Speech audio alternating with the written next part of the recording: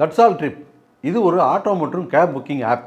டிரைவருக்கும் பேசஞ்சருக்கும் நடுவில் இந்த ஆப் இருந்துக்கிட்டு ரேட்டை தீர்மானிக்காமல் டிரைவரே ரேட்டை தீர்மானிக்கலாம்.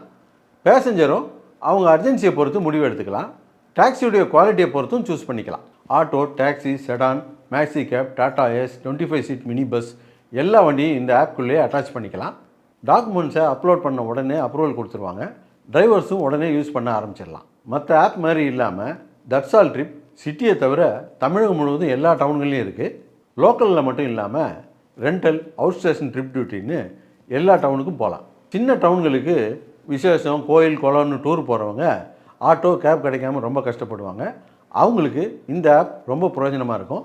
கீழே டிஸ்கிரிப்ஷனில் இருக்க லிங்கை கிளிக் பண்ணி தட்ஸ் ஆல் ட்ரிப்பை டவுன்லோட் பண்ணிக்கோங்க. லெனின் தயாரிப்பில் KR வினோத் இயக்கத்தில் ரெவ்ஜன் ஃபிலிம் ஃபேக்டரி வழங்கும் ரெட் லேபிள் பிப்ரவரி முதல் உங்கள் அபிமான திரையரங்குகளில்.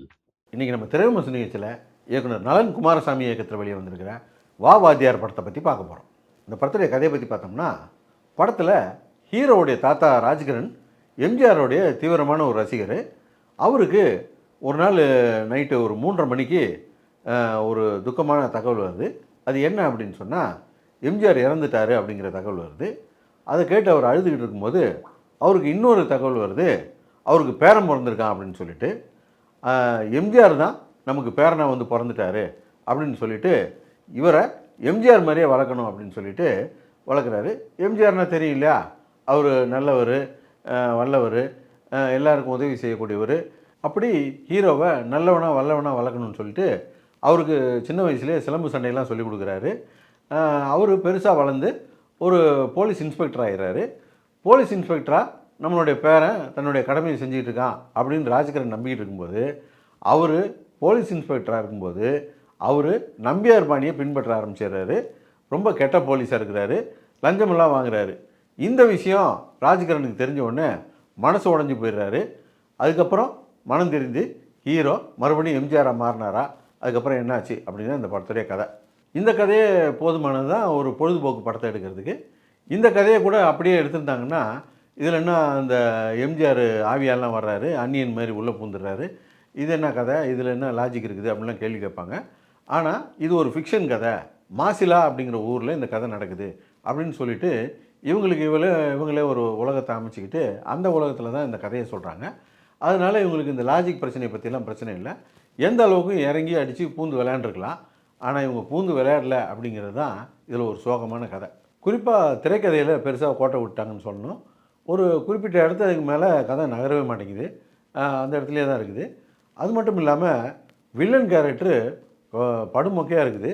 வில்லன் வந்து எப்போ பார்த்தாலும் இந்த விஷயம் மட்டும் வெளியே தெரிஞ்சுதுன்னா அந்த பிரச்சனை பெரிய பிரச்சனை ஆகிடும்.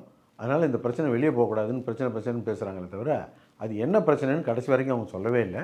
இவங்க கதையில் எடுத்துக்கிட்ட சுவாரஸ்யமான விஷயமே தப்பு நடக்கிற இடத்துலலாம் எம்ஜிஆர் வந்து அதை தடுத்தார் அப்படின்னு சொல்கிறது தான்.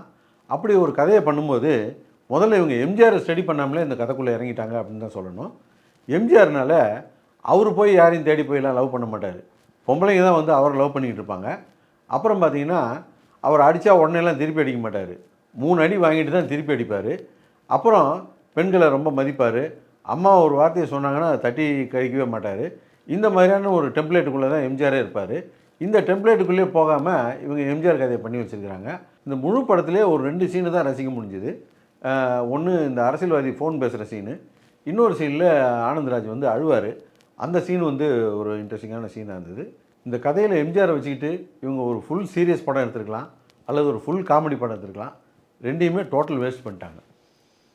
ரூட்டு ரேட்டு இனி நீங்களே போடுங்க, எந்த தடையும் கிடையாது. தட்ஸ் ஆல் ட்ரிப்போடைய டவுன்லோட் லிங்க் டிஸ்கிரிப்ஷனில் இருக்கு.